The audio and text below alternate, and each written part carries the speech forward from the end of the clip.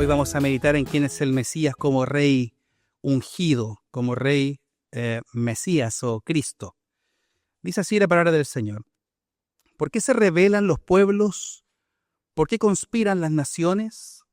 Los reyes de la tierra hacen alianzas. Los caudillos se declaran en contra del Señor y de su Mesías y dicen, vamos a quitarnos sus cadenas, vamos a librarnos de sus ataduras. El que reina en los cielos se ríe, el Señor se burla de ellos, pero ya enfurecido les habla y con su enojo los deja turbados. Ya he establecido a mi rey sobre el monte Sión, mi lugar santo. Yo daré a conocer el decreto que el Señor me ha comunicado. Tú eres mi hijo, en este día te he engendrado. Pídeme que te dé las naciones como herencia y tuyos serán los confines de la tierra. Someterás a las naciones con cetro de hierro y las destrozarás como a vasijas de barro. Ustedes, los reyes, sean prudentes y ustedes, los jueces, admitan la corrección. Sirvan al Señor con reverencia y ríndanle culto con temor reverente. Ríndanse a los pies de su Hijo, no sea que Él se enoje y ustedes perezcan, pues su enojo se enciende de repente. Bienaventurados son los que en Él confían. Oremos al Señor.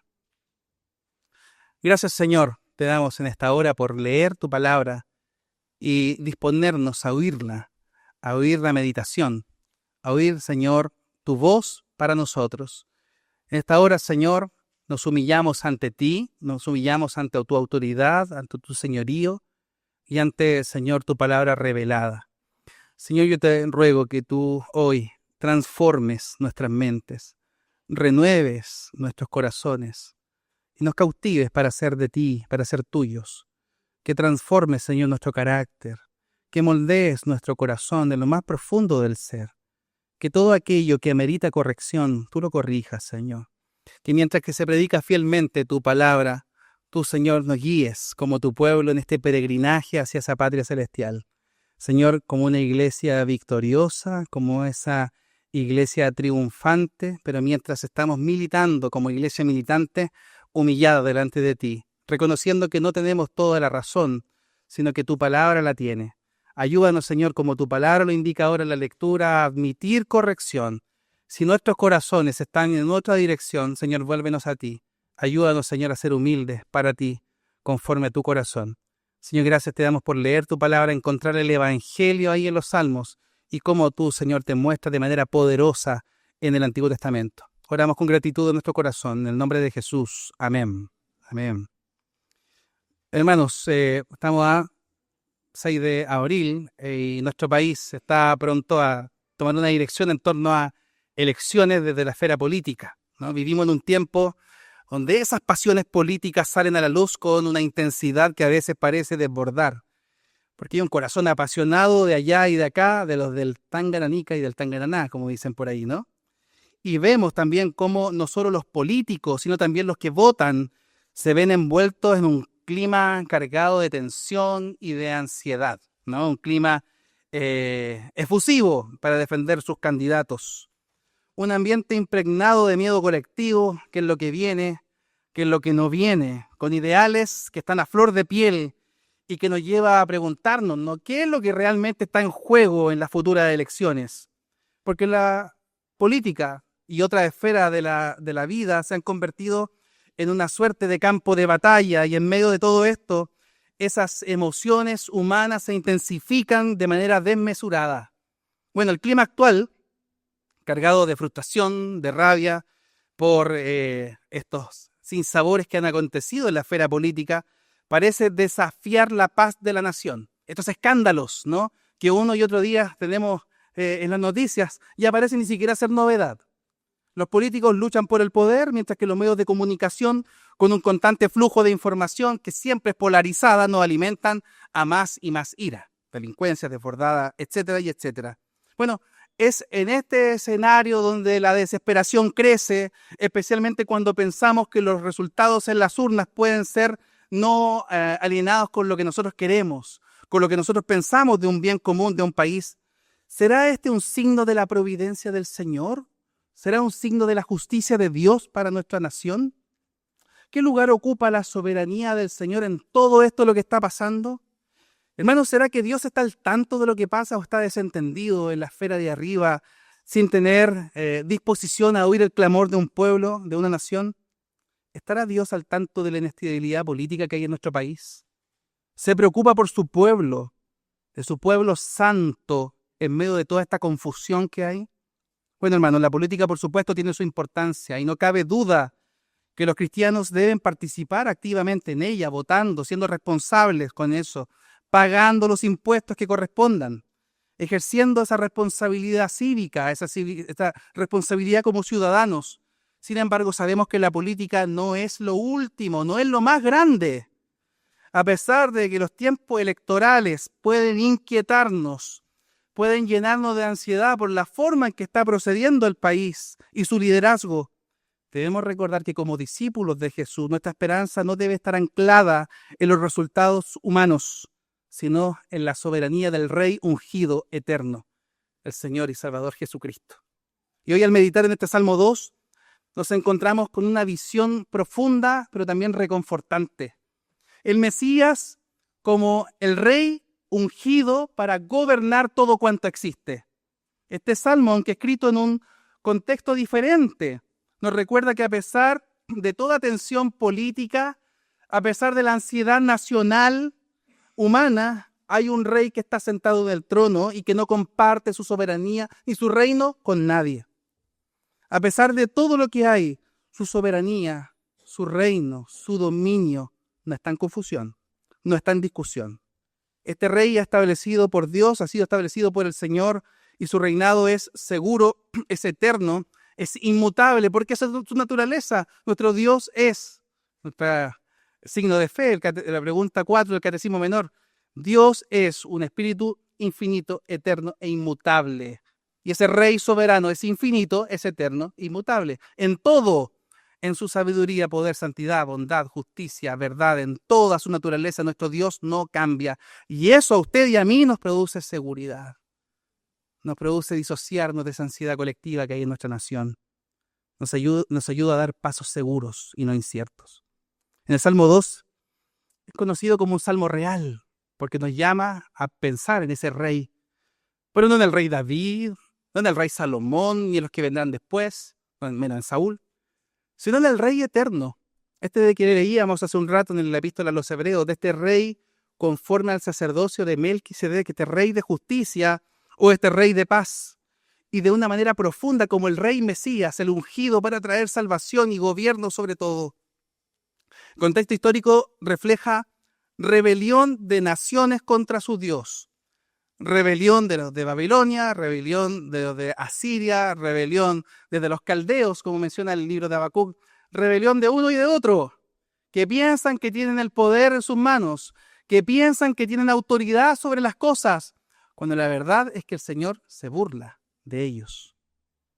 Este salmo ha sido descrito como un salmo de David, no en el salmo mismo, sino en el libro de los Hechos, capítulo 4, donde se indica justamente que es David quien dice: ¿por qué se amotinan, o se juntan, o se rebelan las naciones y los pueblos piensan cosas vanas? Es por eso que es frecuentemente usado en el Nuevo Testamento, no solamente en Hechos 4, sino más allá también, para referir a aquella promesa dada por Dios a través de los profetas en el Antiguo Testamento, de que un día habrá y vendrá la esperanza visible a los ojos de los hombres.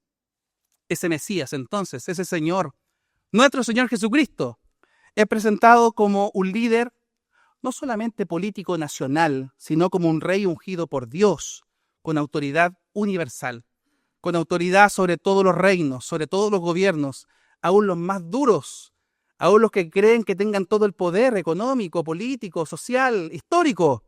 Nada se compara a su reino, a su soberanía, a su autoridad. Y este tema es crucial, hermanos, para nuestra comprensión de ese reinado de Cristo como Mesías, como Salvador, como Señor, y su papel en la historia de la redención. Y acá hay un salmo que está frente a nuestros ojos, sobre el cual les voy a invitar a que tengamos puestos los ojos y la Biblia abierta.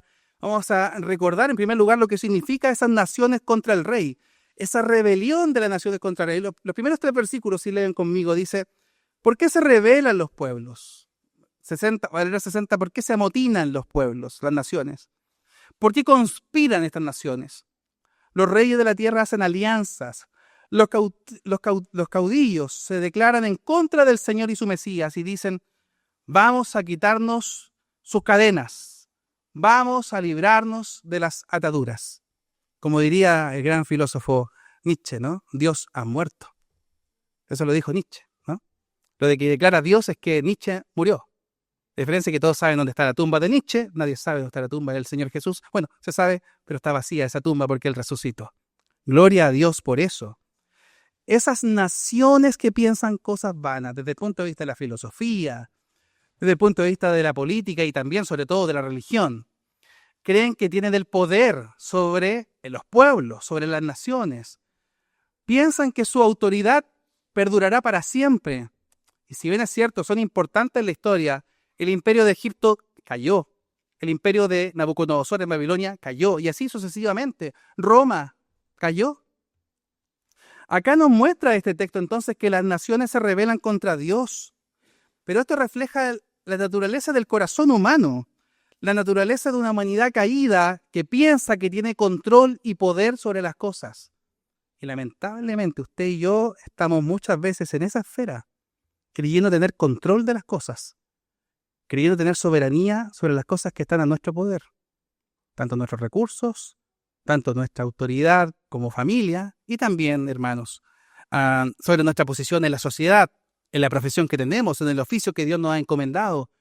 Hermanos, el ser un profesional, el ser alguien importante en la sociedad, no te define como hijo o hija de Dios. Te define tu personalidad, el ser hijo o hija de Dios, el ser de Dios, el pertenecer a Jesucristo. Nuestra única esperanza no está en ser un gran filósofo o político, no está en ser un gran religioso que trasciende la historia, sino en esto que dice el Catecismo de Heidelberg, que no me pertenezco a mí mismo, sino que pertenezco a mi fiel Salvador Jesucristo, quien se entregó por mí. Eso es lo que nos da identidad. Eso es lo que nos da seguridad, ser de Cristo, ser del Señor. Pero esa rebelión contra el Señor está todos los días vigente y continúa en el mundo hoy. Muchas personas rechazan la autoridad de Jesús como Rey y buscan vivir bajo sus propios principios morales, bajo sus propios principios de vida y de pensamiento. Esa rebelión es algo que vemos en la cultura secular, en las luchas por rechazar los valores cristianos y la autoridad moral de la palabra del Señor. Esa rebelión humana es vana y fútil porque va en contra de la soberanía de Dios. Y pese a que por un tiempo aparentemente tendrán preponderancia, no durarán para siempre. No puede prevalecer contra el plan eterno del Señor, porque así lo establece su palabra en el Nuevo Testamento, que las puertas del infierno no prevalecerán contra la iglesia. Y la iglesia seguirá vigente y avanzando como iglesia triunfante, aunque los reinos de este mundo se rían contra ella. Hermanos, el que se ríe último, ríe mejor. Y ese que se ríe último es nuestro Señor, ni siquiera nosotros. Hermanos, tenemos la victoria ganada. No tenemos una victoria probable. No tenemos una posible victoria, un posible triunfo. El Señor nos ha hecho más que vencedores, por medio no nuestro, sino de aquel que nos amó. Y esa es nuestra esperanza. Esa esperanza que encontramos aquí, la vemos en esa soberanía que es inquebrantable. Leamos los versículos 4 al 6. Dice, el que reina en los cielos se ríe, el Señor se burla de ellos, pero ya enfurecido les habla y con su enojo los deja turbados. Ya he establecido a mi rey sobre el monte Sión, mi lugar santo.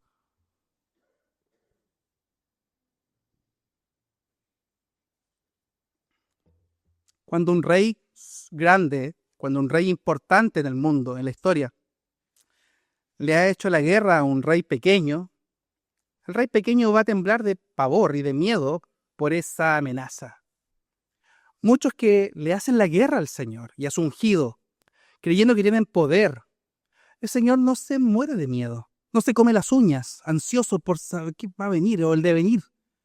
El Señor lo que hace aquí en el texto es demostrar su autoridad. Él se burla, se ríe de esa aparente autoridad que ellos tienen. Porque esa rebelión de las naciones es como un intento vano de derribar lo que Dios ha establecido. Y lo que Dios establece, nada lo derriba. Dios ha establecido a su rey, ese Mesías, en ese monte Sión, que da cuenta de una autoridad sobre su pueblo Israel y puntualmente sobre todo el mundo. Porque Dios se manifiesta de forma poderosa a través de estos montes en la historia. Recordemos algunos de ellos. El monte Sinaí, Dios establece su ley con su pueblo. El monte Sión, que es el monte donde se establece el reino davídico de David, donde Dios establece un pacto soberano y eterno sobre todo cuanto existe. Y puntualmente el lugar donde nuestro propio Señor Salvador Jesucristo derrama su sangre por los pecadores, el monte Calvario. Fíjese qué interesante cómo Dios se manifiesta poderosamente en las alturas, tanto en lo visible como en lo invisible, en el cielo, en su trono en el cielo, como también en las cosas que se pueden ver, estos montes. Lo cantamos en los himnos, ¿no? En ese monte Calvario estaba esa cruz, ¿cierto?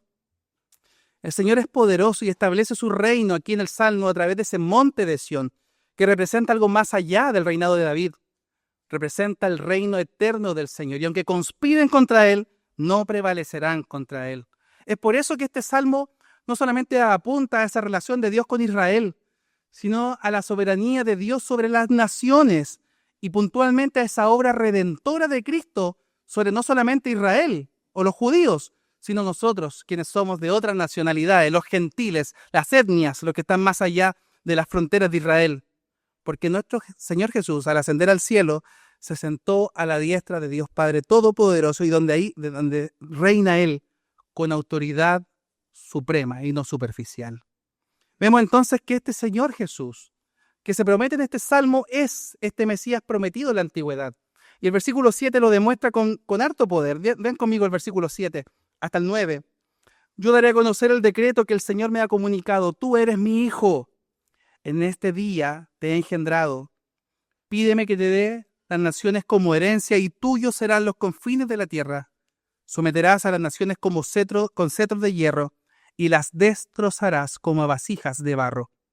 Este salmo, por tanto, hermano, nos presenta la naturaleza divina antes de la crucifixión, pero también nos muestra una naturaleza divina posterior a la crucifixión, donde el Señor viene para traer el Evangelio, como hemos indicado en su lectura en la sinagoga, relatado en Lucas capítulo 4, en la lectura de Isaías capítulo 61, donde el Señor declara: el Espíritu del Señor está sobre mí. ¿Lo recuerdan, no? Por cuanto me ha ungido el Señor para traer libertad a los cautivos, a los presos, apertura de la cárcel y a proclamar el año agradable del Señor.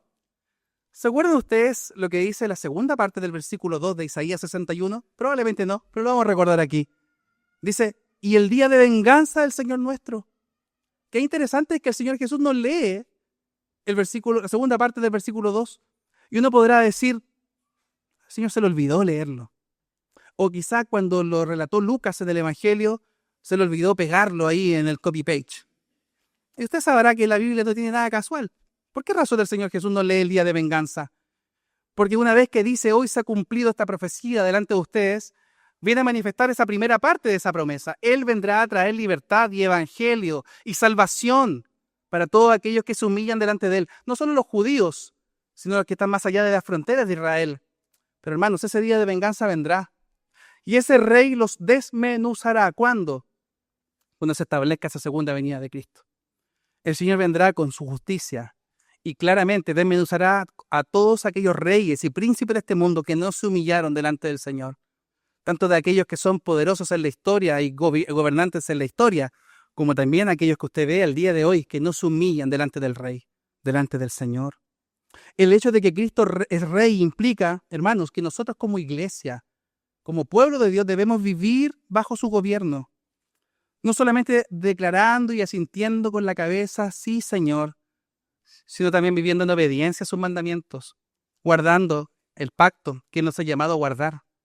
Ese pacto que por naturaleza significa que Él declara que es nuestro Dios y que Él declara que nosotros somos su pueblo.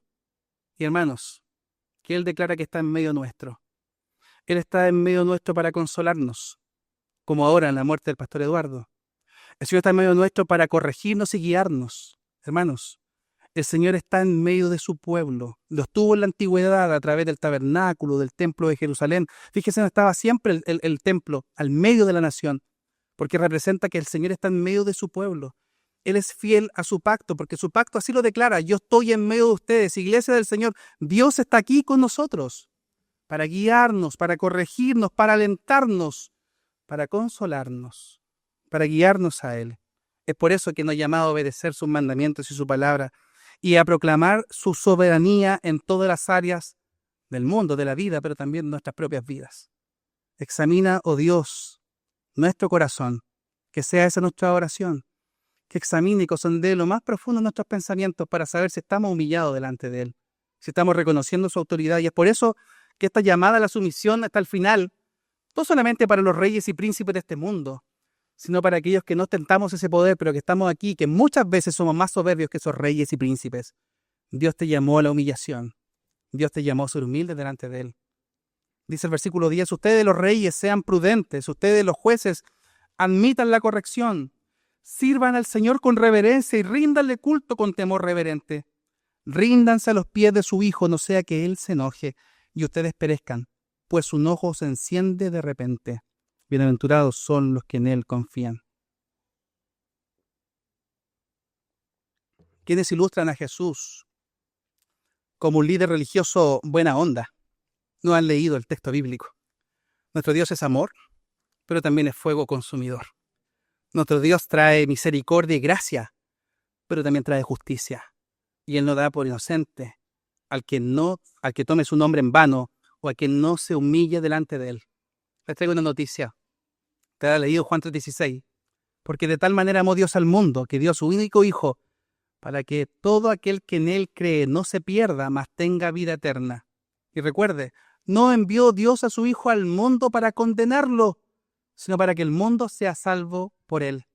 Ese amor inagotable del Señor, sus brazos abiertos están aquí para ti hoy. Sin embargo, tengamos plena certeza, hermanos, que nuestro Dios es justo. Por tanto, más adelante, en ese mismo relato de Juan 3, quisiera que recordemos las palabras del versículo 36. ¿Usted ha escuchado esta expresión, Dios ama al pecador, pero aborrece el pecado? Todos aquellos que no se humillan delante del Señor, dice Juan 3:36, la ira de Dios está sobre él. Fíjese usted, interesante el verbo y el tiempo del verbo. No estará sobre él en un futuro cuando ese líder buena onda los deje de estar con ellos. Dice que ya no está sobre él. Que sea nuestra oración que transforme el corazón de quienes están a nuestro alrededor. Esos corazones duros que no se humillan delante de su Dios. Esos corazones que a usted y yo quizá teníamos antes de conocer a Jesús. Que vivamos esos corazones de carne, esos corazones que se humillan delante del Señor. Porque la sumisión a Cristo, hermanos, trae bendición. El texto final dice algo bien importante y cómo lo concluye, ¿no? Bienaventurados los que en Él confían. Sean dichosos, sean felices, experimenten gozo los que confían en Él. Los que no confían en sus fuerzas, los que no confían en la inteligencia. Lo leíamos en el Salmo 14 hace unos días en la oración. Ellos confían en carros y en caballos, confían en su inteligencia, en su fuerza. Mas nosotros confiamos en el Señor. Que esa sea tu oración y mi oración. Otros confiarán en otras cosas. Nosotros confiamos en el Señor. Ese texto al final, aunque en el texto hebreo viene difícil su traducción, dice honrar al Hijo.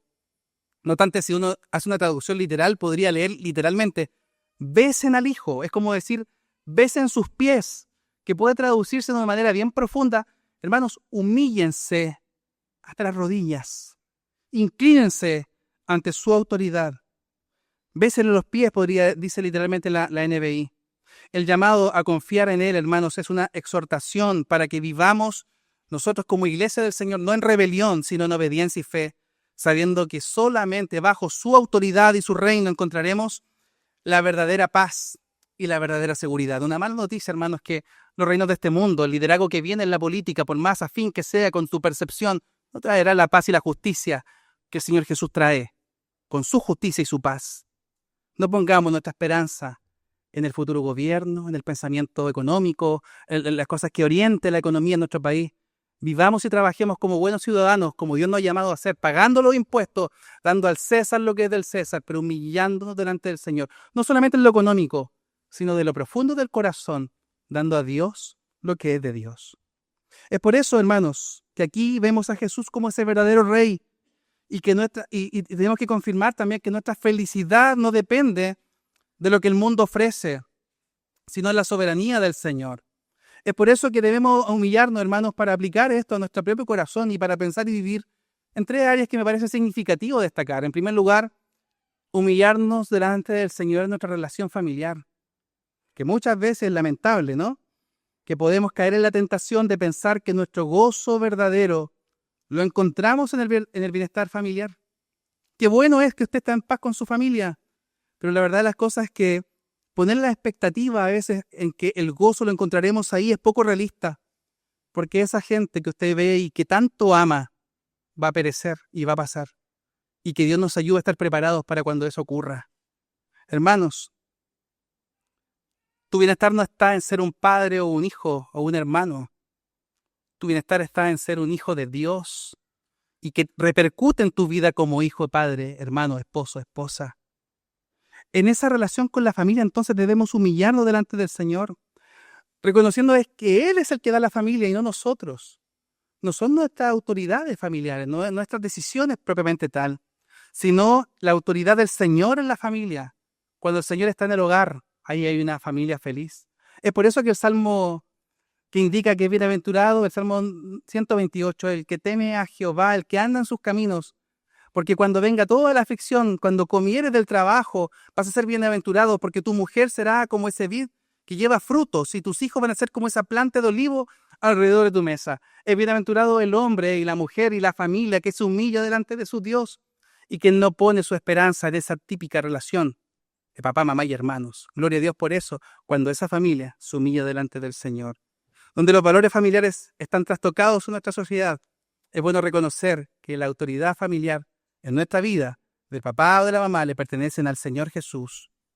Junto con ello también debemos reconocer cómo relacionarnos con los logros profesionales o cómo lidiar con los logros académicos. Porque es fácil que el logro profesional o académico se conviertan en el centro de la vida, buscando en ellos una validación o un sentido de éxito que solo el Señor Jesús puede dar.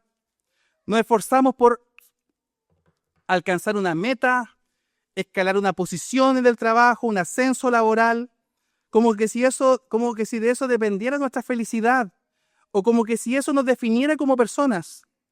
Hermanos, el Señor en el Salmo 2 nos recuerda que Él es Rey soberano y que el gozo del discípulo de Jesús no está en las cosas de este mundo, por más buenas y justas que parezcan. Nuestra justicia, nuestra rectitud, nuestra manera de relacionarnos con la vida se centra en el Señor Jesús. Es por eso que debemos humillarnos delante de Él y reconocer que el éxito no depende de nuestras habilidades o esfuerzos o capacidad o posición laboral, sino en la soberanía y en el poder del Señor Jesús.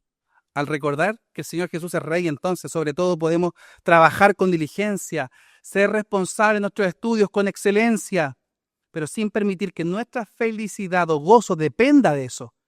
Tu gozo no debe ser tu familia como base. Tu gozo no debe ser tu trabajo o tu liderazgo en la posición de autoridad o académica como base. Y tampoco tu posición económica o tu cuenta bancaria. Porque el dinero, hermanos, es una de las áreas más complejas en nuestra vida. Hay personas que se convierten al Señor, pero hay un área que no convierte, el bolsillo. Se convirtieron todos, pero del bolsillo siguen siendo malos administradores. Fíjense esto. El amor al dinero es algo que está en lo profundo del corazón, es raíz del corazón, porque nos dejamos llevar por la preocupación constante por el dinero. Cuando las cosas andan bien, abrir la cuenta bancaria y ver que está abultada, claramente eso a algunos les produce un gozo exorbitante más allá que el propio Dios. Fíjense ustedes, el gozo lo encuentran en su dinero. Otros lo encuentran en el poder. Otros en la posición familiar. Hermanos, todas estas cosas no son malas en nada, pero cuando es la base o el fundamento de tu gozo, estamos en un profundo problema. Es por eso que este salmo nos enseña a reconocer que Dios es soberano sobre toda la área de la vida y nos invita a humillarnos delante de Él en la familia, en la posición en que Dios nos ha puesto académica o laboral y también en nuestros recursos que Dios nos ha dado para administrar. Nos invita a encontrar en Él el sentido de gozo y de paz. Y también, obviamente, siendo obedientes a Él, guardando sus mandamientos, hallar ese gozo que Él quiere que nosotros tengamos. Para terminar, este texto nos muestra el cumplimiento de las promesas del Señor y el Salmo 2 está reflejado de una forma bien ilustrativa en una exhortación que establece el apóstol Pablo acá los hermanos en Hechos capítulo 4. Ese momento en que los reyes de la tierra y los gobernantes se juntan contra el Señor y contra su ungido. Hermanos, ese momento literalmente encuentra su manifestación en la crucifixión del Señor. Se juntan contra Él y creen tener poder y autoridad. Lo que dice el protoevangelio, ese golpe en el talón o ese golpe en el calcañar. Sin embargo, más adelante el propio texto de Hechos nos demuestra que la segunda parte del Salmo, desde el versículo 4 en adelante, alude a la cruz de Cristo y a su resurrección. Hermanos, ese Dios que se burla de ellos, que tiene poder y autoridad sobre todas las cosas, es el mismo que declara en Mateo 28, 18, toda autoridad me es dada en el cielo y en la tierra, por tanto vayan y hagan discípulos. Si usted no ve un nexo de esta explicación del Salmo 2 con Hechos 4 y el Evangelio y la misión de la iglesia, hermanos, si lo ve con claridad, hágale caso al Señor. Vayan por el mundo y anuncien que su reino ha llegado. El Señor ha transformado nuestros corazones, no para quedar estáticos, ni solamente contemplativos con lo que Dios hizo, sino para una acción concreta, llevar su nombre y hacer su reino extendido y su nombre conocido y famoso. ¿Estás dispuesto a hacerlo? ¿Estás dispuesto a decir sí, Señor? Que el Señor nos ayude en esa tarea. Oremos. Gracias te doy, Señor, por tu palabra. Gracias por la forma en que te revelas a tu pueblo y nos muestras una autoridad que está sobre todo reino e imperio de este mundo. Pero en esta hora, Señor, también haces un llamado profundo a como iglesia humillarnos delante de ti, sin ostentar el poder y la autoridad que los reyes de este mundo, en la historia y actualmente han ostentado, pero sabiendo que nuestros corazones deben ser humillados delante de ti. Deben ser dispuestos para trabajar en tu reino y las manos puestas en el arado para contribuir en tu reino. Señor, como tus hijos de la Reforma declaraban, acá están nuestros corazones, te los ofrecemos hoy, prontos y sinceros. Señor, ayúdanos a mirar hacia adelante, a ese supremo llamamiento que tú nos has dado, a mientras nos humillamos delante de ti, trabajar activamente por la extensión de tu reino, para que el mundo crea que tú, Señor, eres Dios y Señor. Señor, anhelamos que en nuestras iglesias vengan pecadores que se arrepientan y que te adoren junto con nosotros, pecadores que ya no hemos arrepentido. Ayúdanos, Señor, a ser fieles a ti, porque necesitamos de ti, porque solos no podemos, porque tenemos convicción de que si tú nos has permitido plantar esta iglesia y ver cómo hoy se cumplen 2 años desde esa organización, anhelamos ver a tu iglesia creciente para plantar nuevas iglesias y anunciar tu reino hasta que tú vengas. Ayúdanos, Señor, a no perder de vista ese foco, a no ver solamente hasta nuestras narices, sino ver más allá. Señor, contribuir, participar, disponer el corazón para la hora que tú nos has llamado. Queremos obedecer, Señor, tu palabra y ser fieles a ti en todo. Bendice tu iglesia, bendícenos como tu iglesia, porque sabemos que tú estás en medio nuestro, porque eres fiel a tu pacto, fiel a tu promesa. Oramos con gratitud en el nombre de Jesús. Amén.